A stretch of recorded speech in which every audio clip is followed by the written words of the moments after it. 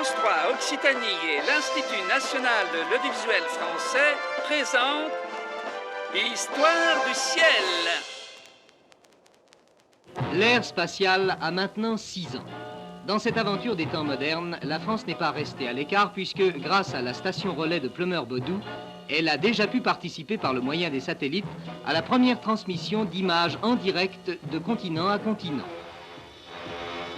Mais elle a entrepris elle-même de conquérir l'espace en créant ses propres satellites et son propre lance-satellite, le véhicule Diamant. Une fusée gigogne composée d'un premier étage, Émeraude, d'un second étage, Topaz, et d'un troisième étage, porteur d'un satellite. Émeraude, le premier étage, est une fusée de 10 mètres dont les réservoirs peuvent contenir 13 tonnes de carburant liquide.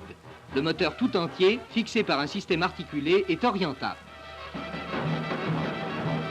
Le moteur du deuxième étage, Topaz, qui brûlera un bloc de poudre de 2 tonnes, est équipé de 4 tuyères mobiles.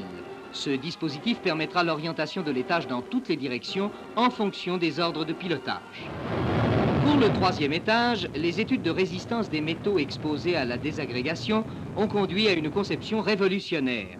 Une machine dont la commande électronique prédétermine le canevas de tissage a été mise au point pour façonner une enveloppe en fibre de verre enrobée de résine synthétique.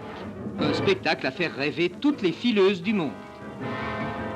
On peut imaginer le lance-satellite Diamant tel qu'il apparaîtra dans sa tour de lancement un jour de 1965. Il emportera le premier satellite qui fera participer la France à la ronde autour de la Terre.